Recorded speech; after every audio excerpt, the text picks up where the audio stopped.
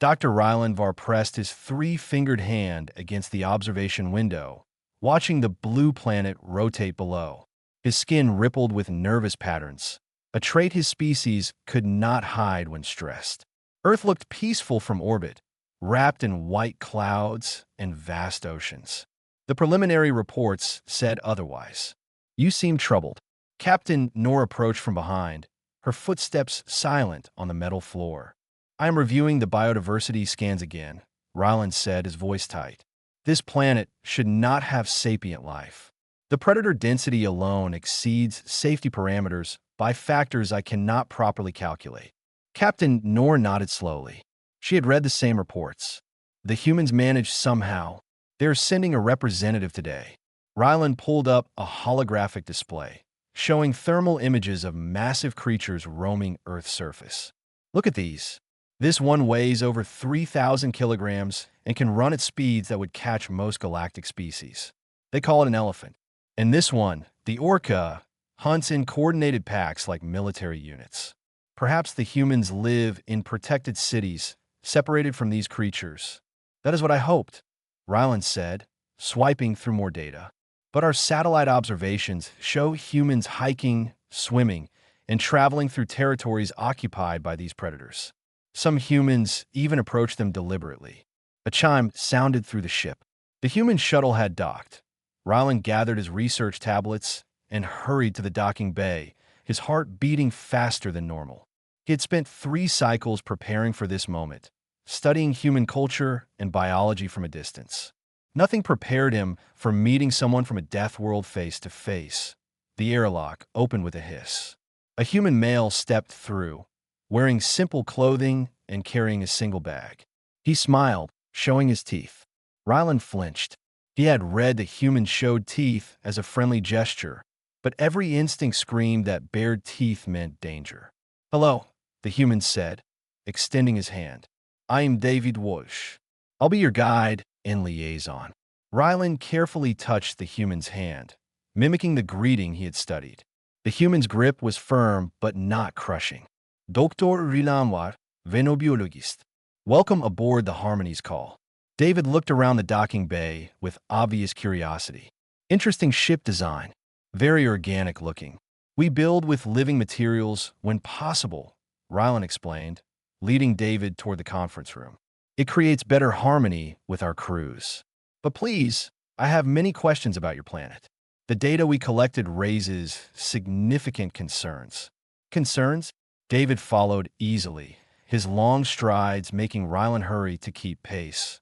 They entered the conference room, where Ryland had prepared his presentation. Holographic images of Earth's creatures floated above the table. David sat down, still smiling. "Mr. Walsh, I must be direct. Our scans indicate Earth hosts predators that would classify it as a Class 4 hazard world. Only research teams with military escorts visit such planets, and only briefly. Yet you have cities with millions of inhabitants. How is this possible?" David leaned back in his chair, looking at the holograms. "Class 4 hazard world? That seems a bit extreme." Ryland pulled up an image of a grizzly bear. "This creature stands over 2 meters tall and possesses claws that can tear through most organic materials. Our analysis suggests it could kill an adult Tercivan in seconds. You have thousands of them." "Well, yeah. Grizzlies are dangerous if you surprise them or get between a mother and her cubs. But they mostly avoid people. Mostly." Ryland's skin flickered with alarm patterns. David shrugged. "I grew up in Montana, near Yellowstone. Saw bears pretty regularly when I worked as a park ranger. You just make noise when you hike so they know you're coming, store your food properly, and give them space. Common sense stuff." Ryland stared at the human. "You encountered these creatures regularly? And you worked in a location where they lived?" "Sure. Beautiful area. The bears are actually one of the smaller concerns. Moose kill more people than bears do. They get aggressive during mating season, and they're huge and fast." Ryland quickly searched his database. Moose were indeed massive herbivores. The plant eaters are also dangerous.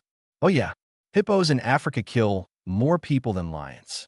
They're incredibly territorial and aggressive, and they can run faster than humans despite weighing a couple tons. This was worse than Ryland had thought. "Mr. Walsh, I need to understand. How did your species survive long enough to develop civilization? Our world had small herbivores as our only wildlife. Nothing that could threaten an adult. We thought this was normal.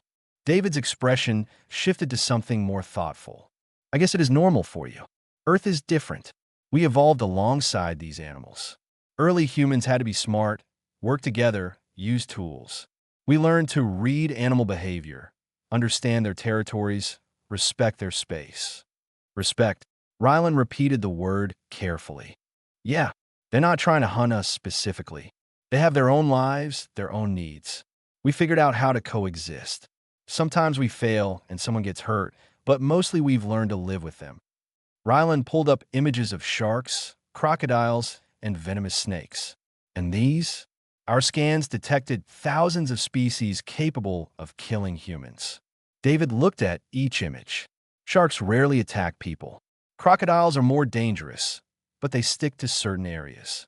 Snakes kill a few thousand people a year out of 8 billion, usually when people accidentally step on them or try to handle them. A few thousand deaths is acceptable. No death is acceptable, but it's manageable.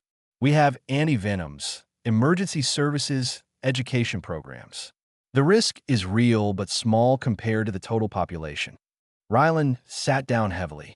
I need to visit your planet. Document these creatures properly. Understand how humans live with such threats. This could revolutionize our understanding of sapient species development. David grinned. I'd be happy to show you around. Though I should warn you, if you think the big predators are scary, wait until you learn about the small stuff. Small stuff. Australia has spiders that can kill you. Jellyfish so venomous that touching one means death in minutes. Tiny frogs with skin toxins that stop your heart. And don't get me started on mosquitoes. Rylan's skin went completely pale, all color draining away. Perhaps we should start with the large predators and work our way down. David laughed. A sound Rylan was learning indicated amusement rather than aggression. Good plan. I'll put together an itinerary. You're going to need some sturdy boots and a good hat. Welcome to Earth document. Rylan nodded weakly, already wondering if this research mission was a terrible mistake. The transport shuttle descended through Earth's atmosphere with Rylan gripping his seat restraints until his knuckles turned white. David sat beside him, casually looking out the window like they were taking a pleasant tour rather than visiting a planet full of monsters. First stop is Yellowstone, David said. It's spring, so the animals are active. Perfect time for observation. Rylan had insisted his entire research team accompany them. 4 other Tursivans sat in the shuttle, each equipped with scanning equipment, protective suits, and medical supplies. They had debated bringing weapons, but David had convinced them it was both illegal and unnecessary. The shuttle landed in a designated area near the park. When the door opened, Rylan hesitated. This was it. He was actually setting foot on a death world. The air is safe, right? One of his assistants asked nervously. Totally safe, David confirmed. Bit thinner than you're used to at this elevation, but your suits will compensate. Rylan stepped onto the soil of Earth. Birds sang in nearby trees. A light breeze carried unfamiliar scents. It seemed almost pleasant, which made it more terrifying. Danger should announce itself clearly. We'll take the observation route, David said, leading them down a paved path. Keeps us at a safe distance while still giving good views. They walked for 20 minutes, the Tursivans jumping at every sound. A squirrel ran across the path, and 2 of them shrieked. David politely pretended not to notice. Then David stopped and pointed. There, bear at 10 o'clock, about 100 meters out. Rylan raised his scanning device with trembling hands. The grizzly bear was massive, its brown fur rippling as it moved through the grass. It was digging for something, completely ignoring the humans. It does not see us, Rylan whispered. Oh, it knows we're here, just doesn't care. We're not acting threatening, and we're keeping our distance. The bear stood up on its hind legs, easily 2.5 meters tall. Rylan's entire team froze. That is taller than any Tursivan, Rylan breathed. She's probably checking out the area, David said calmly. Maybe smelling for other bears or food sources. She? Rylan asked. Female grizzly. You can tell by the size and build. Males get even bigger. The bear dropped back to all fours and wandered away into the forest. Rylan realized he had been holding his breath. "You said you encountered these while working here?" Rylan asked. "Sure. Had one come through my campsite once. I made noise, backed away slowly, and she moved on. Another time I saw a mother with cubs from my truck. That was more dangerous. Mother bears are very protective. And yet you chose to work here?" David smiled. "Best job I ever had. Beautiful scenery, incredible wildlife, helping people appreciate nature. The risks were worth it." They continued deeper into the park. David pointed out elk, bison, and a distant wolf pack.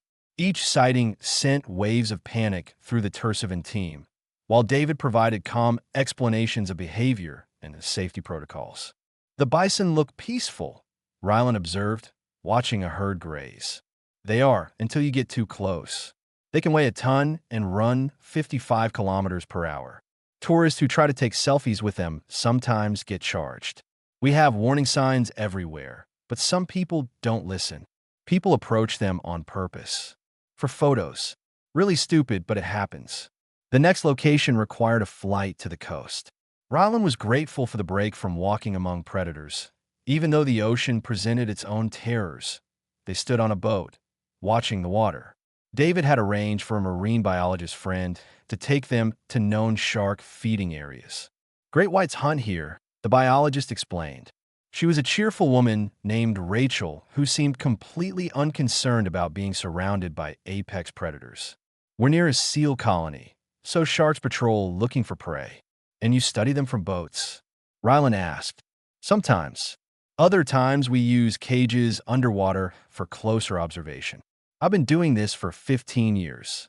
A dorsal fin broke the surface 50 meters away. Then another. Rylan's scanner identified them as great white sharks, each over 4 meters long. "Those jaws can bite through bone," Rylan said, reading his data. "Absolutely," Rachel agreed. "But they're not interested in humans usually. We're not fatty enough. They prefer seals. Usually." Rylan caught the qualifier. "Attacks happen, but they're rare. Most are cases of mistaken identity. Surfer on a board looks like a seal from below." "People surf here?" Rylan asked weakly. "In water with these creatures?" "All the time," David said. "Some of the best surfing in the world is along this coast." One of Rylan's assistants was recording everything. "This is insane. How has natural selection not eliminated humans who willingly enter predator hunting grounds?" Rachel laughed. "We're aware of the risks. We take precautions. And honestly, the ocean is too beautiful to avoid out of fear." A massive shape appeared in the distance. 6 orcas, their black and white patterns distinctive even from far away. "Killer whales," Rachel said with obvious excitement. "Must be the local pod. They hunt cooperatively, using strategies that rival military tactics. Incredibly intelligent. The orcas moved in formation, clearly working together." Rylan watched in horrified fascination as they surrounded a group of seals. "Nothing in the ocean is more dangerous than orcas," Rachel continued. "They hunt sharks, whales, seals. They've even been known to flip ice floes to knock seals into the water. And they teach these techniques to their young. And humans swim in this ocean." Rylan repeated. "Well, not usually where orcas are actively hunting," David said. "But yeah, people swim, dive, surf, and sail these waters every day." The final stop for the day was Africa. The savanna stretched endlessly, golden grass waving in the wind. Their guide was a conservationist named Robert who had worked with predators for 30 years. "Evening is the best time," Robert said as they drove across the plain in a sturdy vehicle. "Predators are getting active, starting to hunt." The sun was setting, painting the sky orange and red. It would have been beautiful if Rylan was not terrified. Lions lounged under a tree, their tawny bodies relaxed. A large male raised his head to watch their vehicle pass. "That male could kill any of us in seconds," Rylan observed. "True," Robert said, "but we're in a vehicle, and we're not prey animals. Lions have learned what cars are. As long as we don't get out or act like food, they leave us alone." A herd of zebras grazed nearby, constantly alert. One raised its head, ears forward. They're watching for predators, Robert explained. Zebras, wildebeest, antelope, they all live with the constant threat of being hunted.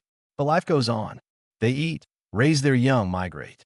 Fear is just part of their existence, not the whole of it.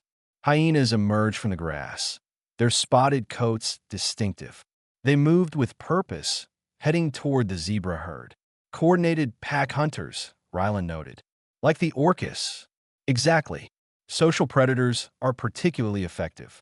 Hyenas, lions, wolves, orcas, they all use teamwork. And humans evolved here? Rylan asked. Among all these predators? Robert smiled.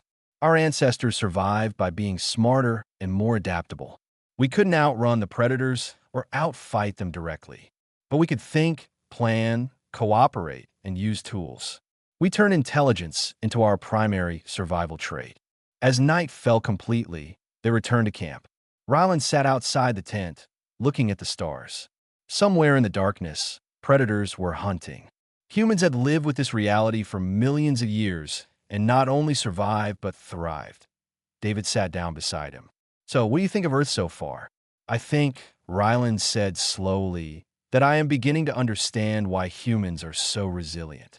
You had no choice. David nodded. Maybe, but we also learned to appreciate it. These animals aren't our enemies. They're part of what makes Earth special. Rylan looked at the human with new respect. Tomorrow you mentioned smaller threats? Yeah, Australia. You're going to love it. Rylan suspected he would not love it at all. The Australian sun beat down mercilessly as Rylan stepped off the shuttle. He had thought himself prepared after surviving encounters with bears, sharks, and lions. David's knowing smile suggested otherwise. Welcome to the continent where everything is actively trying to kill you, David said cheerfully. Their guide was a wildlife expert named Barry, a man whose arms bore numerous scars. Rylan tried not to stare at the marks. Snake bites mostly, Barry explained, noticing Rylan's gaze. Comes with the job. Got anti-venom each time, so no worries. How many times have you been bitten? Rylan asked. Lost count after 12. Rylan's skin went pale. 12 venomous bites would have killed any Tercivan many times over. They walked through scrubland, Barry casually pushing aside branches. Right, so the big rule in Australia is watch where you step, watch where you sit, and watch where you put your hands. Check your shoes before putting them on. Spiders love dark spaces. Spiders?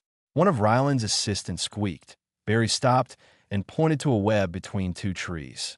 At its center sat a spider the size of Rylan's hand, its legs thick and hairy. Huntsman spider. Harmless, really. They eat insects, but they're big and fast, which scares people. That is harmless. Rylan stared at the creature. Compared to a funnel web or redback, yeah, those are the ones that can kill you. Funnel web venom is particularly nasty. Attacks the nervous system. But we have anti-venom, so deaths are rare now. They continued walking, and Barry pointed out various dangers. A snake slithered away from the path, its scales patterned in browns and blacks. Eastern brown snake. Second most venomous land snake in the world. Its venom can kill a human in under an hour without treatment. And it just lives here, near human settlements. They're everywhere. Cities, suburbs, farms.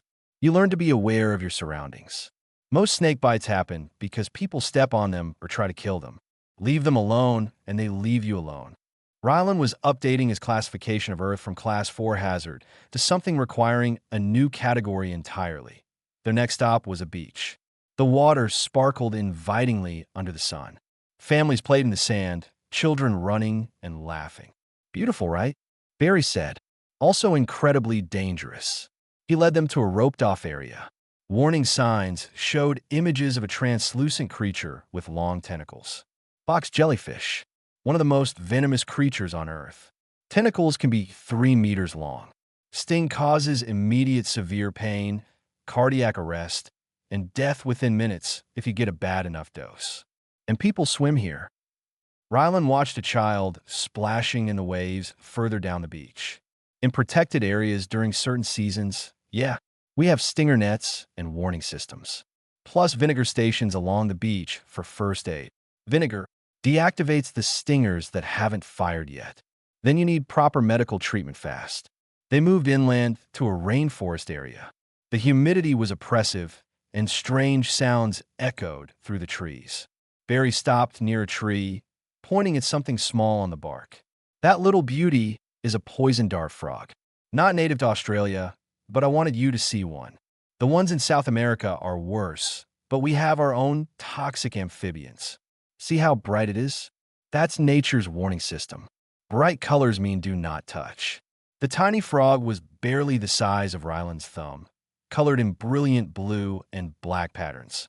Something that's small is dangerous. Its skin produces toxins that can kill predators many times its size. Enough toxin on one frog to kill 10 humans. Ryland was beginning to notice a pattern. Size meant nothing on Earth. The smallest creatures often pose the greatest threats. That evening, they stayed in a research station. Barry showed them preserved specimens under glass, each labeled with ominous descriptions. Sydney funnel web spider, inland taipan, blue-ringed octopus, stonefish. This one, Barry pointed to a drab-looking fish, is the stonefish. Most venomous fish known. Looks like a rock on the ocean floor. Step on it, and the spines inject venom that causes excruciating pain, tissue death, and can stop your heart. How do people swim safely? Ryland asked desperately. Shuffle your feet in shallow water instead of stepping. Wear protective footwear. Pay attention. Same rules as everything else here. David had been quiet, letting Barry handle the explanations. Now he spoke up. You're probably wondering why we don't just eliminate all these dangerous species. Ryland nodded. Your technology is advanced enough. You could make your environment safe. We could, David agreed. But these creatures are part of the ecosystem. Remove one species, and everything connected to it suffers. The box jellyfish are eaten by sea turtles. The snakes control rodent populations. The spiders eat insects that would otherwise spread disease or destroy crops. Everything has a role, even if that role includes killing humans. Even then, we're part of nature too, not separate from it. We've learned to coexist, to respect these creatures and their place in the world. Barry nodded enthusiastically. Exactly right. And honestly, these animals are fascinating. I've dedicated my life to studying them. Sure, I've been bitten and stung more times than I'd like, but I've also learned incredible things about venom, behavior, and ecology. The next day, they visited a hospital in a major city. A doctor named Susan showed them the anti-venom storage. We keep anti-venoms for the most common dangerous species, she explained. Snake bites, spider bites, jellyfish stings, marine creature injuries. We treat thousands of cases every year. Thousands? Ryland repeated. Australia has about 26 million people. We get a couple thousand snake bites annually, maybe 40 spider bites serious enough to need anti-venom, various marine stings. But deaths are very rare now. Maybe 1 or 2 a year from snakes, almost none from spiders. Because you developed all these anti-venoms. Exactly. We had to. These creatures have lived here for millions of years. When humans settled Australia, we either adapted or died. We chose adaptation. They returned to the research station that night. Ryland sat reviewing his data, trying to process everything. A small spider crawled across the wall of his room. He watched it carefully, identifying it as a harmless species before relaxing slightly. David knocked and entered. How are you holding up? I am reconsidering everything I thought I knew about sapient species development, Ryland admitted. On Tersiva, we had almost no threats. No venomous creatures, no large predators. We developed intelligence slowly, peacefully. I assumed that was the only way. But humans had to develop intelligence just to survive, David said. We needed to remember which plants were poisonous, which animals were dangerous, how to avoid threats, and when to fight back. Our brains evolved under pressure. And now you protect these dangerous creatures, Ryland said. Even though they harm you. Because they're not doing it maliciously. A snake bites when threatened. A jellyfish stings on contact, not by choice. They're just trying to survive, same as us. We've learned to respect that. Ryland looked at David with something approaching awe. Your species survived a world that was actively hostile, developed technology and medicine to counter those threats, and then chose to preserve the very dangers that shaped you. That is either incredibly wise or completely insane. David grinned. Probably a bit of both. A small gecko chirped from the ceiling, catching an insect. Such a simple scene. Yet even here, Rylan now knew, predator and prey played out their ancient dance. Earth was not just a death world. It was a crucible that forged its inhabitants into something unique. And humans, Rylan was beginning to understand, were the ultimate proof of that. Rylan spent 3 days compiling his research data before approaching David with the question that had been troubling him. Why do humans protect these predators? He asked. You have the technology to eliminate threats. Your ancestors did eliminate some species. Yet now you actively preserve animals that kill your people. David considered the question carefully. Want to see something that might explain it? They traveled to Yellowstone again, this time to meet with an ecologist named Patricia. She was older, with gray hair and eyes that crinkled when she smiled. Her office was filled with charts and maps showing wildlife populations over decades. Dr. Var wants to understand why we protect predators, David explained. Patricia's face lit up. Perfect timing. Let me tell you about the wolves. She pulled up a presentation showing photographs from different time periods. In the 1920s, humans killed all the wolves in Yellowstone. We thought we were making the park safer for elk and other prey animals. Seemed logical, right? Rylan nodded. That did seem logical, except the elk population exploded without predators to control it. They overgrazed the vegetation, especially young trees near streams. Riverbanks eroded because there were no tree roots to hold the soil. Beaver populations collapsed because they need trees. Birds that nested in those trees disappeared. The whole ecosystem started falling apart. She showed images of barren riverbanks, eroded land, and declining biodiversity charts. In 1995, we reintroduced wolves to the park. Within years, everything changed. The elk moved around more, avoiding areas where they could be easily hunted. This gave vegetation a chance to recover. Trees grew back. Beavers returned. Birds came back. Even the rivers changed course because the banks stabilized. The rivers changed, Rylan asked in disbelief. The wolves changed the rivers, Patricia confirmed. Not directly, but through what we call a trophic cascade. Remove a top predator and the entire ecosystem suffers. Restore it, and everything heals. She showed recent photos of lush riverbanks, healthy forests, and thriving wildlife. We call wolves a keystone species, like the keystone in an arch that holds everything else in place. Remove it, and the whole structure collapses. Rylan was absorbing this information when David suggested they visit a marine reserve next. They flew to a coastal area where great white sharks were protected by law. The marine biologist they met was named Chris, a man who had been diving with sharks for 20 years. People think we're crazy for protecting sharks, Chris said as they boarded his research boat. But sharks are critical to ocean health. They prey on sick and weak fish, keeping populations healthy. They control species that would otherwise overgraze kelp forests and seagrass beds. They anchored near a kelp forest. Chris showed them underwater camera footage of sharks swimming through the swaying plants. This kelp forest supports thousands of species. Fish, invertebrates, marine mammals. The kelp absorbs carbon dioxide and produces oxygen. But sea urchins eat kelp. Without predators to control the urchins, they can destroy entire forests. And sharks control the urchins. Rylan asked. Indirectly, sharks eat the fish that compete with sea otters. More sea otters mean more urchin predators. It's all connected. Everything affects everything else. Chris suited up in diving gear. Want to see it firsthand? We have protective cages. Rylan was not sure he wanted to, but scientific curiosity won.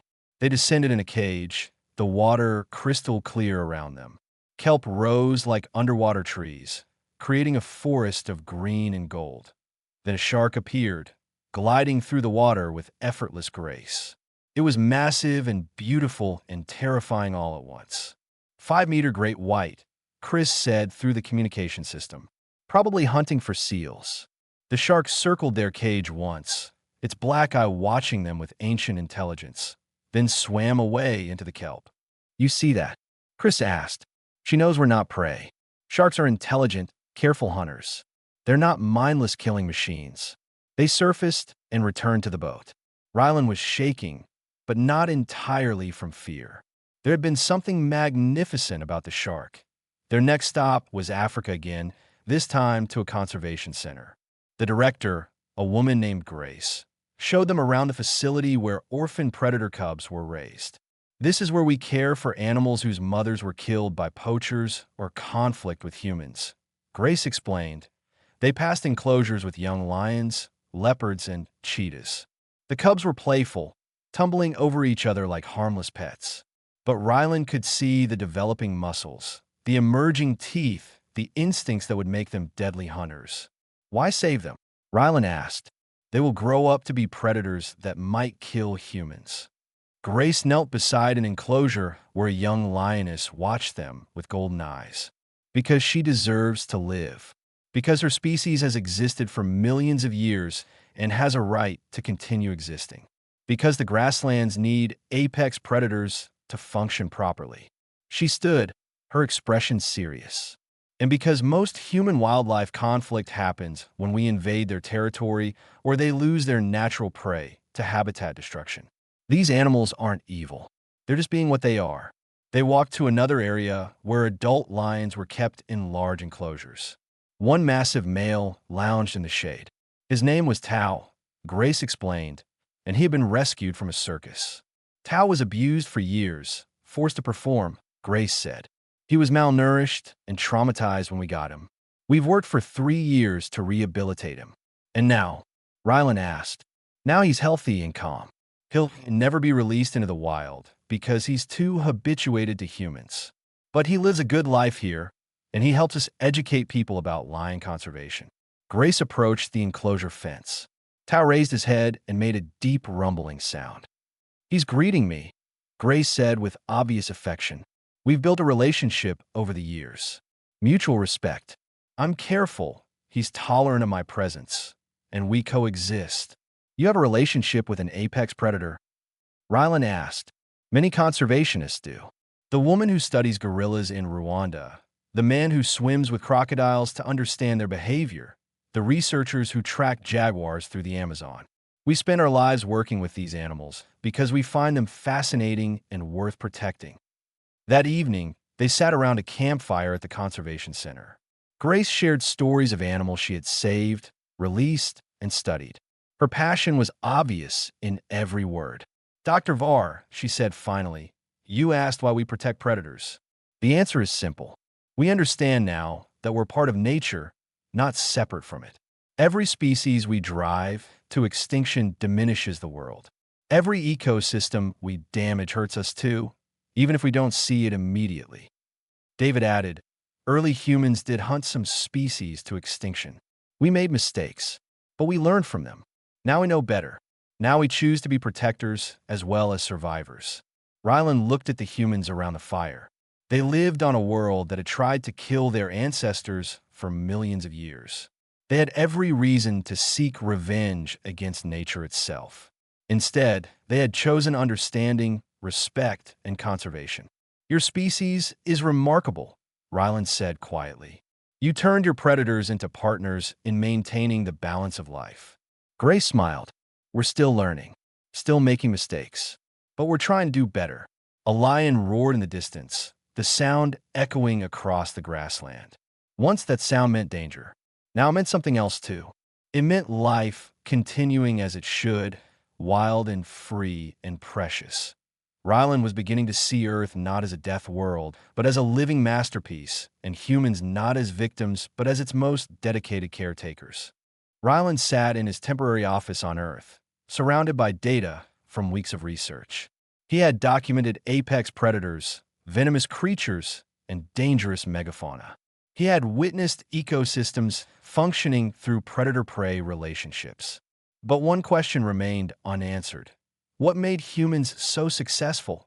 David found him staring at comparative biology charts. You look troubled. I'm trying to classify humans properly, Rylan admitted. Your species is physically inferior to most predators. Slower than cheetahs, weaker than bears, less armored than crocodiles, unable to fly like eagles. Yet you're the dominant species on this planet. How? David sat down, considering. Want to take a trip? Might be easier to show you than explain. They traveled to an archaeological site in Africa where a team was excavating ancient human settlements. The lead archaeologist, Dr. Amani, greeted them with dusty hands and an enthusiastic smile. Welcome to where it all began, she said, gesturing at the dig site. This area shows evidence of human habitation going back 2 million years. She showed them carefully preserved tools. Simple stone implements, sharpened and shaped. Our ancestors made these. They were not strong enough to kill large prey with their hands, so they made tools to do it for them. They were not fast enough to catch animals, so they developed persistence hunting. Persistence hunting? Rylan asked. Humans can run longer than almost any other animal. Not faster, but longer. Our ancestors would chase prey for hours, sometimes days, until the animal collapsed from exhaustion. Then they would kill it with tools. Dr. Amani showed them maps of human migration patterns. Humans spread from Africa to every continent except Antarctica. They survived in deserts, jungles, Arctic tundra, mountains, islands. No other large mammal has successfully adapted to so many different environments. How? Rylan examined the maps. Intelligence, adaptability, and cooperation. Humans in the Arctic invented warm clothing and ice fishing. Humans in deserts learned to find water and hunt at night. Humans in jungles developed agriculture and built cities. Every challenge was met with innovation. She pulled up images of cave paintings, and they shared knowledge. These paintings taught others where to hunt, what to avoid, how to survive. Language, art, and culture became tools as important as any weapon. Their next stop was a university where a physical anthropologist named Dr. Hassan studied human biomechanics. Let me show you what makes humans physically special, he said, leading them to a laboratory. He had Rylan stand while he pointed out various features. Humans have exceptional endurance. Your cardiovascular system can sustain activity for hours. You cool through sweating, which is very efficient. Most mammals must stop to cool down. Humans can keep going. He demonstrated throwing mechanics using a volunteer. Humans can throw objects with incredible accuracy and force. No other primate can throw like humans do. This made hunting possible from a distance. Dr. Hassan pulled up skeletal comparisons. Notice the human brain size relative to body size, among the largest of any animal.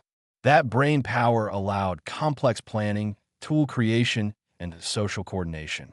But individually, a human is weak, Rylan pointed out. Individually, yes, but humans are never truly individual. They are fundamentally social. Let me show you something. They went to a different room where a wilderness survival expert named Angela was teaching a class. She demonstrated making fire from friction, creating cordage from plant fibers, and building a shelter from branches. I could survive alone in the wilderness with no tools for months, Angela explained. I know which plants are edible, how to purify water, how to build shelter, how to make weapons. This knowledge was passed down through thousands of generations. She demonstrated creating a sharp blade from stone, a process that took only 10 minutes of skilled work. Now imagine a group of humans working together. One makes fire, one builds shelter, one hunts, one gathers plants. Everyone contributes their skills. The group survives better than any individual could. Rylan watched as Angela's students worked together to build a complete camp in under an hour. The coordination was impressive. That evening, David took Rylan to a military history museum. They walked through exhibits showing human weapons development from stone spears to modern technology. This is harder to talk about, David admitted, but it's part of who we are.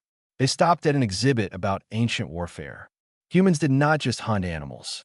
They fought each other. Tribes competed for resources, territory, and survival. Rylan examined displays of increasingly sophisticated weapons.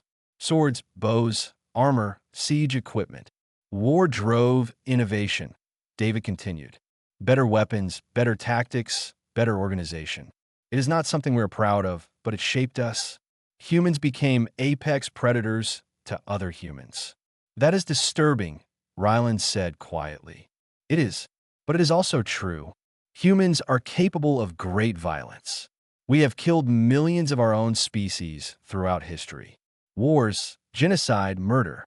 We have a capacity for cruelty that rivals any predator.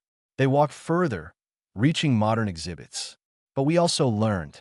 We created laws, ethics, international agreements. We built systems to reduce violence. We are still violent sometimes, still fight wars, but we try to do better. We recognize our own darkness and work to overcome it. Ryland thought about this. So humans are apex predators, but with moral awareness? Something like that. We know we can be dangerous, so we try to choose not to be. They left the museum and walked through the city streets. People moved around them, thousands of humans living together peacefully. Look at this, David said. Millions of people in one city. Different backgrounds, beliefs, languages, all coexisting. Sometimes we fail, but mostly we succeed. That is uniquely human too. A street performer was juggling fire. A crowd gathered around watching. Children laughed and played in a nearby park. An old woman fed pigeons on a bench. We contain multitudes, David said, capable of creating beautiful art and terrible weapons, capable of loving animals and hunting them to extinction, capable of war and peace. We are walking contradictions. That night, Ryland compiled his final analysis. Humans were not superior to other species in any single physical trait, but they combined endurance, dexterity, intelligence, and social cooperation in a way no other species did. They adapted to any environment. They turned every challenge into an opportunity for innovation.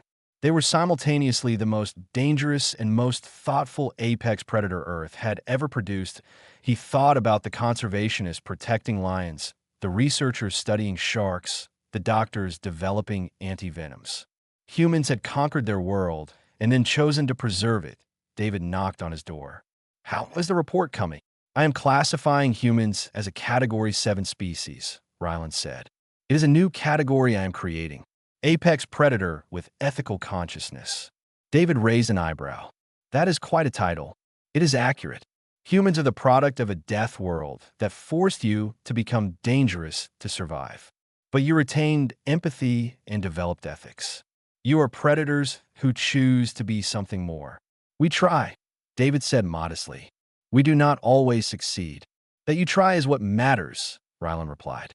That you recognize your own capacity for harm and work to limit it. That you protect what you could destroy. That is what makes humans unique. He looked at his data one more time. Earth's apex predators were terrifying, but humans, the planet's ultimate predator, were something else entirely. They were dangerous, yes, but also compassionate. Violent, but also peaceful. Destructive, but also protective. They were, Ryland realized, exactly what happened when a death world created sapient life. And somehow, despite everything, they had chosen to be good. The Galactic Council chamber was vast, with representatives from 40 different species seated in a circular arrangement. Ryland stood at the center, his presentation floating in holographic form above him. He had not felt this nervous since first landing on Earth. Honored council members, he began, his voice steady despite his anxiety. I have completed my assessment of Earth and its dominant sapient species, humanity. Murmurs rippled through the chamber. Earth had been a controversial topic since its discovery. A death world with sapient life should not exist according to conventional wisdom. My initial recommendation, Ryland continued, was to classify Earth as a Class 6 hazard world and restrict access to trained xenobiologists only. The council members nodded. This was expected. However, after extensive field research, I am reversing that recommendation. I propose full integration of humanity into the Galactic Council with an expedited timeline. The chamber erupted in protests and shocked exclamations. Ryland waited for the noise to subside. Captain Noor, representing the Tursovan delegation, spoke first. Dr. Var, Your own reports document thousands of species capable of killing sapient beings. You catalog predators, venomous creatures, and hostile environments. How can you recommend integration? Because, Rylan said calmly, humans are not victims of their world. They are its masters, and that mastery makes them uniquely valuable to the galactic community. He pulled up footage of the grizzly bear, the great white shark, and the lion. These predators would kill most of us easily. Humans live alongside them. More than that, humans protect them, study them, and maintain the ecosystems they inhabit. A council member from the aquatic Delphi species spoke up. Protection of dangerous species seems illogical. It seems illogical until you understand ecosystem dynamics, Rylan countered. He showed Patricia's data about the wolves in Yellowstone. Humans learned that removing apex predators collapses entire ecological systems. They chose to preserve what they could destroy because it was the right thing to do. He changed the presentation to show human technological achievements. Furthermore, humans developed advanced medicine specifically to counter their world's threats. Antivenoms, surgical techniques, emergency response systems. They turned their death world into a laboratory for survival science. Another council member, this one from the insectoid Kresh species, stood. Even if humans are adapted to their world, that does not explain why we should integrate them. What can they offer? Rylan had prepared for this question. Humans can operate in environments that would kill most of us. High gravity, extreme temperatures, hostile wildlife, toxic atmospheres with proper equipment. They are resilient, adaptable, and capable of endurance no other species can match. He displayed maps of human settlements on Earth. Humans live in scorching deserts, frozen tundra, high-altitude mountains, and dense jungles. They thrive in conditions we would classify as uninhabitable. More importantly, Rylan added, humans combine physical capability with strong ethical frameworks. Yes, they are capable of violence, but they choose cooperation. They build laws, peace treaties, and international organizations to prevent conflict. David Walsh stood in the visitor section. Rylan had invited him to attend. "May I address the council?" David asked. The council speaker granted permission. David stepped forward, looking around at the assembled aliens. "I am David Walsh, representing humanity. I have spent weeks showing Dr. Var the worst my planet has to offer. The predators, the venoms, the dangers. But Earth is also beautiful. We want to share that beauty, and we want to help." He pulled up an image of a rescue operation proposal. There's a research team stranded on Kelger 3, a planet with hostile conditions. High gravity, acidic atmosphere, dangerous geology. You have been debating rescue options for 2 cycles because it is too dangerous. Humans volunteer to attempt the rescue. We have experience in hostile environments. We have protective technology, and we do not abandon people in danger. The council members looked at each other uncertainly. The Kresh representative spoke again. "This could be a test. If humans succeed, it demonstrates their value. If we fail, we fail trying to save lives," David said simply. "That is what humans do." After hours of debate, the council agreed to allow the rescue attempt. A joint team would deploy, 5 humans led by David, plus 3 alien specialists, including Rylan Point. 3 days later, they descended toward Kelger, 3 in a reinforced shuttle. The planet was a nightmare of volcanic activity, acid rain, and crushing gravity. "Gravity is 1.4 times Earth normal," the shuttle pilot announced. "Atmosphere is corrosive. Protective suits mandatory." They landed near the stranded research team's last known position. The humans moved with practiced efficiency despite the heavy gravity. Rylan struggled to walk, his suit compensating but his body straining. David noticed and slowed his pace. "Stay close to me. We'll get through this together." They hiked across hostile terrain for 4 hours. Volcanic vents spewed toxic gas. The ground shook with regular tremors. Rain hissed against their protective suits. The humans showed no fear.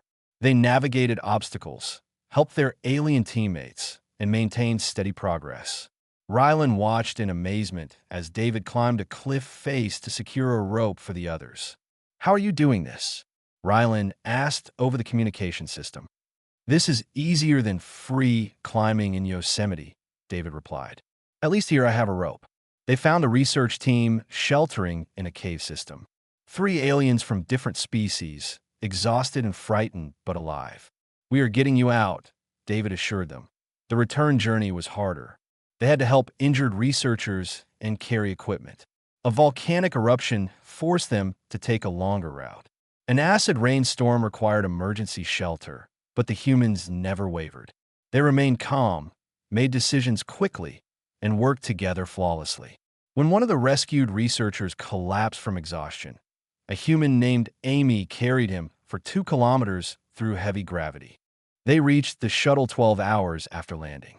Everyone was exhausted, but everyone was alive. Back on the Council ship, medical teams checked everyone over.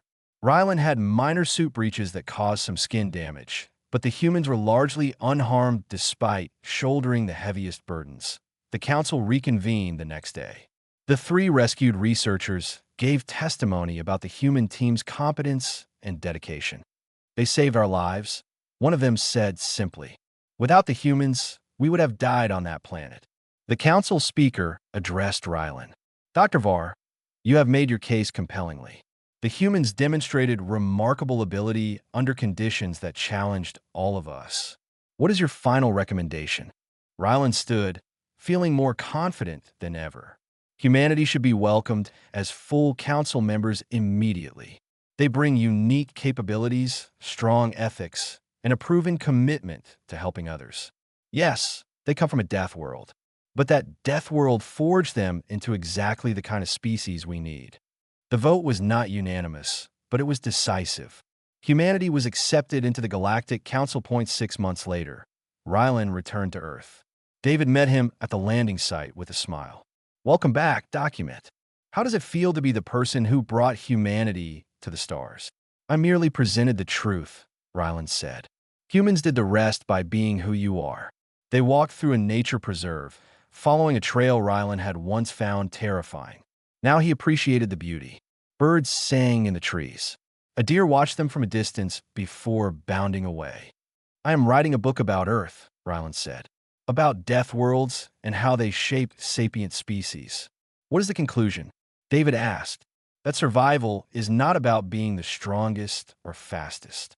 It is about adapting, cooperating, and choosing to be better than your circumstances demand." Humans could have become monsters shaped by a monstrous world. Instead, you became protectors. They reached a viewpoint overlooking a valley. Mountains rose in the distance, their peaks snow-covered and magnificent. "Earth is still dangerous," David said. "People will still get hurt by animals, storms, and accidents. We have not eliminated danger." "No," Rylan agreed, "but you have learned to live with it, respect it, and find meaning in it. That is a lesson every species can learn from." A shadow passed overhead. They looked up to see an eagle soaring on thermal currents, graceful and powerful. "The usual ones," David said with a smile, echoing his words from their first meeting. Rylan smiled too. The usual ones indeed. They stood together watching the apex predator glide through the sky, and Rylan thought about how far he had come. He had arrived on Earth expecting to document monsters. Instead, he had found something far more remarkable. He had found friends, partners, and proof that even the harshest worlds could produce the gentlest hearts. Humanity had passed the test not by conquering their death world, but by learning to love it. And that love, Rylan knew, would make them invaluable to the wider galaxy. The eagle cried out, a wild sound that echoed across the valley. Earth was dangerous. Earth was beautiful, and humanity, its greatest creation, was ready to share both with the universe.